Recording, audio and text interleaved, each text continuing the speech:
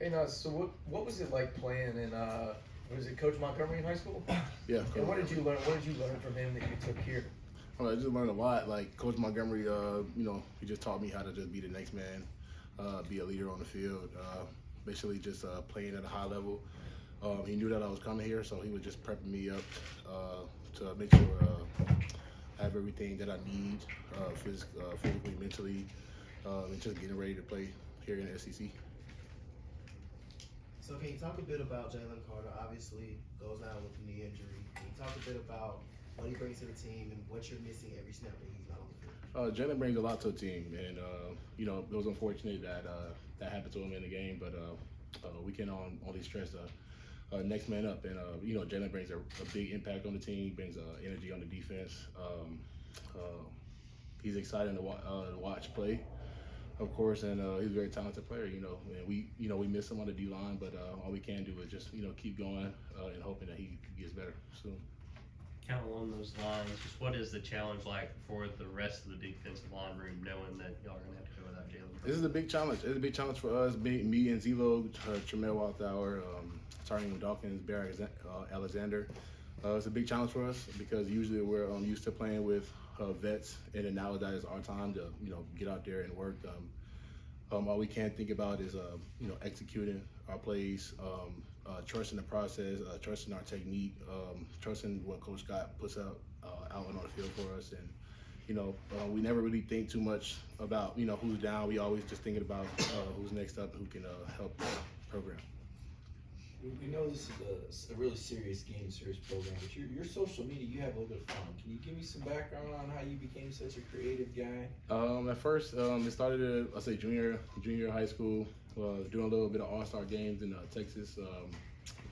The USA team went to the Nike Opening. It was just something that we just thought it would be fun to do, and I just started carrying along with it. When I seen that more people started to like and view it, and at the time I wasn't really too big on social media. I was more subtle when it came to posting and with videos and everything. But I think over time I started to use it as a side hobby, something that entertained me on the side of football. I'm like, we go through a lot of things as football players and stuff like that. And so, I use my social media platform, which is TikTok, to, try to get my mind off of, maybe academics or how hard practice was that day. Or whenever I get a time of the day, I just like to spend, or whatever time I have throughout the day, I like to spend it either doing schoolwork, or if I have just enough time, I'll post a video here and there. Are the teammates always asking you to get in that? Now is that kind of picked up in the My teammates love it. It's I say it's a handful of us who have social media, TikTok in this case.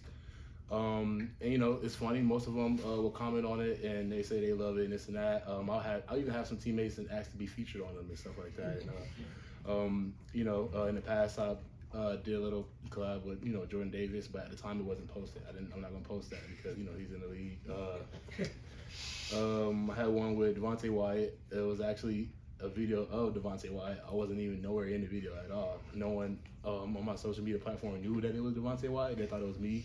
But they do actually. They love the content, and they only encourage me to do more of it when I'm doing my best on the field and in the classroom. If I'm not doing good at academics, they are not stressing, oh, no, you should push out videos. They're more of, okay, do your thing at academics, this and that, and you got social media. So, but when I'm doing good in those things, social media is always something I go back to.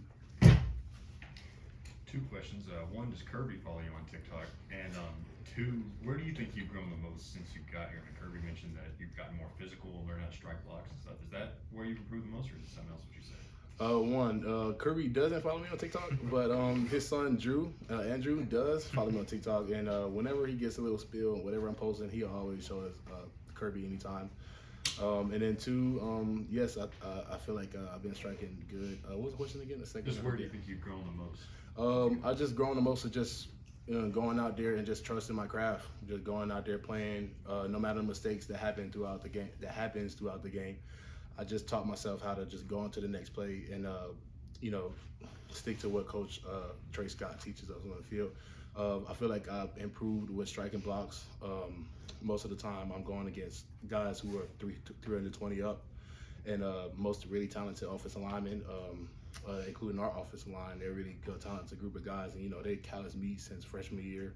to be, you know, a player I am today, and I'm only developing from here. Not to make this all about TikTok, but Dave, you kind of addressed this, I think you did, but Kirby said he didn't follow you when we asked him about you a couple of weeks ago, but I've assumed some people at Georgia do follow you to make sure that, you know, that you're staying within brand or whatever. Mm-hmm. How is that interaction work? Are you monitored by somebody to make sure you don't step out of line? And I saw the thing with the women's tennis team, which I thought was hilarious. So you got some more stuff playing like that with the other guy? Yes, I actually do. And I feel like that would be later in the season. Probably after like postseason, maybe, or after playoffs. I don't want to be too distracted by the, you know, TikTok content. Like I said before, like I try to pick a time out throughout the day and I'll post something. I just not post, but I'll make a video and I'll post it later. Yeah. So and I actually do have some other stuff with other sports going on. It's just not the time to post it yet. And what was the other question again? Monitoring is like, is this a Brian Gant thing or what? Yes, they stressed that a lot, and we had a player. I'm not gonna say any names, but we had a player, you know, posted something on TikTok. You know, Kirby wasn't really too happy about it. Blah blah. He mentioned it to the team, and that kind of came over to me. You know, I don't really post too much stuff that goes on behind closed doors that's supposed to be confidential to the team. But yeah, after he stressed that to one of the players, I was like, okay, this is what Kirby don't want. Blah. Let's stay a bit, you know, stay subtle, still have fun with it. This and that, and if there is any problem, most likely I'll just ask, and then sometimes I wouldn't even have to ask. My coach, Trey Scott, would just DM me on the back end like, hey, you know, try to minimize posting, you know, things in the locker room or this and that. That's why, like, I got a lot of stuff with Bones. I don't know if you guys seen it, but I got a lot of content with Bones. They didn't mind me posting that. But if I were to get any footage of us in the locker room or do anything in the locker room, that's more of a violation, more of a problem. And then, you know, Kirby just wants to keep everything private between the team, inside the team. Gotcha. What have you seen from Bear just as he's come along this season? One thing I like about Bear is his anxiousness, or not just anxiousness, but his urge to get out there and play. I can see the physicality he has on the field, and it's almost like he overlooks like the technique thing about he just wants to get out there and play. We all do, but the way we play defense here is more dynamic. It's more specific. So you know we can't just go out there and just run. You know, standing up straight and stuff like that. We always want to play with low pads and stuff like that. And that's something Bear is good at. He's good at with his quickness. He strikes blocks. Once Bear gets once he gets the D-line play and how to play blocks and how to look over offensive sets and how to go out there and just play relentlessly, he's gonna be a really great player. He just has to know that himself. We all believe in him as a unit, and that we just want the best for him. Like he wants the best for us. So you, Jalen, Tramel got into that small little stuff in the Missouri game. Can you talk a bit about the fire that the defensive line brings to the game and how much of that you're bringing to the rivalry game with the Auburn coming up? It was very unfortunate. Like we didn't see it coming. Jalen didn't see it coming. And I feel like we handled it a bit. I feel like we handled it better than it could have. Went down. And with it being rivalry week, especially the oldest rivalry in college football, there's definitely going to be a lot of fire this game. But like Kirby says all the time, we don't talk with our mouth, we talk with our helmets. And so, after the game, after that altercation, we're not going to be walking the field anymore pregame. And I feel like that's a good thing for us. Now we can just focus on just going out there and executing our craft. And it's unfortunate because I really like walking out there, looking at the environment before the game starts and stuff like that. But it's not too bad. As a unit, we understand why.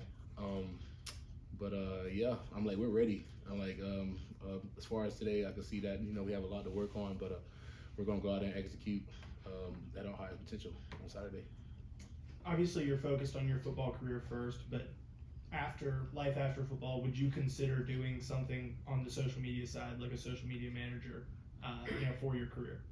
Yeah, that was something I thought about. I thought about it so many times, and I try not to be too focused on it because I know that I have a lot of stuff going on. I'm like, you obviously have NIL deals going on. You have social media stuff going on, football, school, and so I try to like narrow down my responsibilities. So school, football, TikTok later maybe, NIL deal later maybe, and so yeah. But it's actually something I did think about somewhere in the future.